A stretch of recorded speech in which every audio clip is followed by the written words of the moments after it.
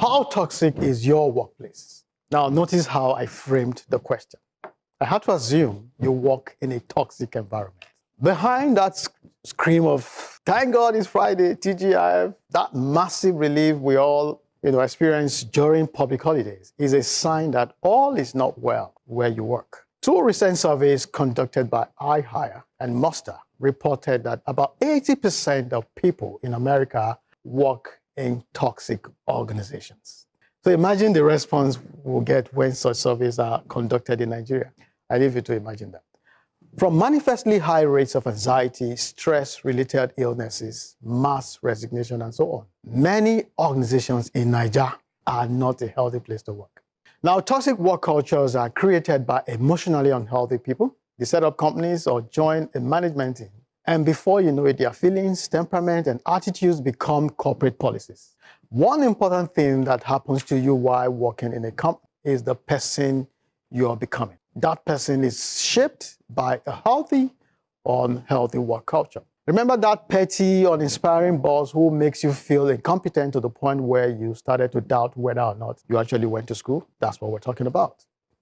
So toxic work cultures affect women differently. Now, I'm interested in this. Imagine being told to resume work 2 weeks after having a miscarriage. MD said the reason for your maternity leave was because of the pregnancy. And given what has happened, there's no need for the leave anymore. That was someone's experience. Now, what does it take to understand that some women are dealing with stuff, that a little kindness could help put a smile on their faces at their place of work? From terrible periods that come with excruciating pain to endometriosis, which comes with painful and heavy bleeding during menstruation. Now, some women have reached menopause and it affects the quality of their work. Of course, there are women who are on fertility treatment and they give their best while trusting God for a child. And then you have the PCOS, polycystic ovary syndrome. It is a common hormonal disorder in women of reproductive age. It is hard working and coping with PCOS. Now, a good business strategy makes people feel wanted, happy, valued, and dignified in the workplace. In my opinion, I think this is affordable if we try. In the workplace, I cannot act like I don't know the level of bias that can come up, even in decision making, and even from your own gender, us, women, right? And I think one of the hardest thing in advocating for empathy for women in the workplace when it comes to conversations like this is that women don't have the same experiences across board. Yes. So we talk about PMS, we talk about PCOS, it's not the same thing. Even the period that says general, there are people who are going to the hospital to be able to have theirs. There are people who don't even have one pain, right?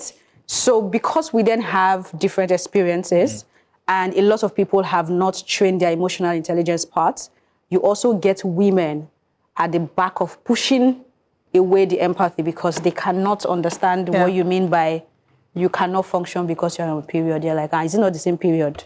That someone had last week and was here overnight. Yeah, somebody else probably had a pregnancy that was problematic. You were able to do your work all through, right? Another person needs a different kind of care for their own pregnancy. Exactly. You will not hear, we see women that are carrying water on their head and they are pregnant, So we, in that space, it's a bit difficult, which is, I think that's something my advocacy will speak to, maybe not explicitly that way. So it's a bit difficult if you have not decided to enlighten yourself and put in empathy into how you relate with people. But that being said, I like that you're spotlighting this.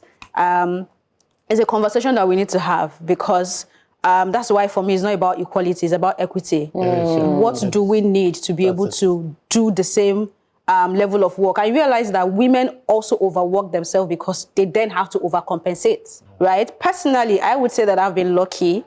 I've had a pretty good career where for everything I have ever done or tried to do, I'm sort of given that room to be able to choose my time and how it can be done. But I'm not removing myself from the situation because I know how hard it can still get. So thank you so much for spotlighting it. Women are not homogeneous.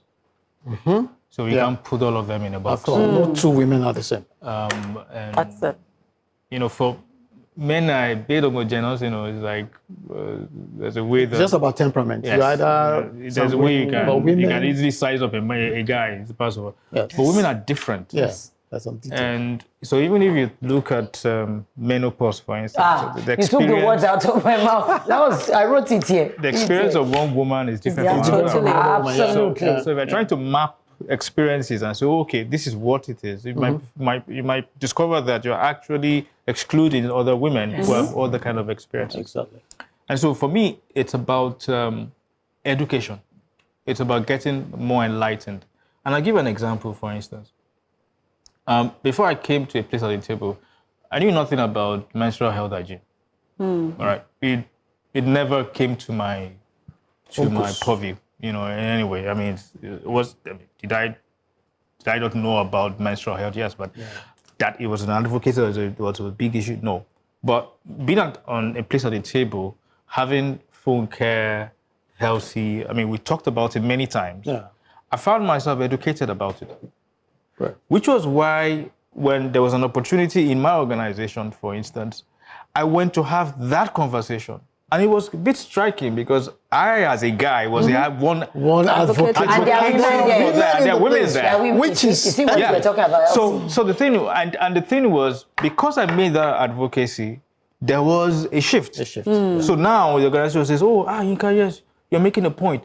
Because my approach to the advocacy didn't come from the emotive part of it. It came from facts. Yeah, knowledge. Okay? So I talked about it from a productivity part of it. And once they saw that, they said, oh, you can't know, we have to do this, we have to do this. And so we started that process in our organization, for instance, of being inclusive in that conversation. So I think that there's a lot of education that needs to be done.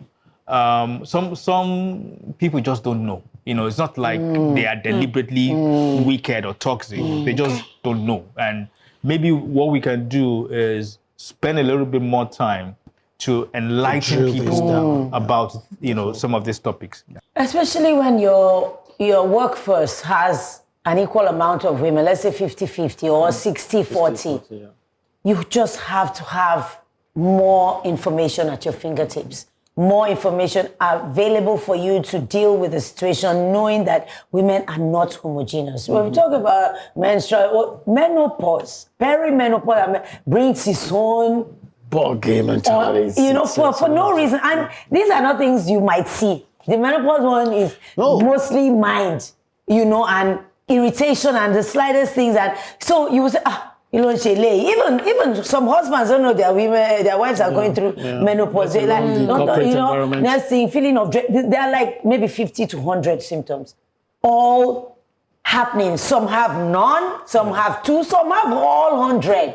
So you're dealing with a human being that you as a man cannot understand. Even she have not yet understood herself. So it's important to have more information at your disposal to be able to deal with it. Yes, I must thank you for spotlighting the diversity of emotional, psychological, and mental burden that women carry in the workplace.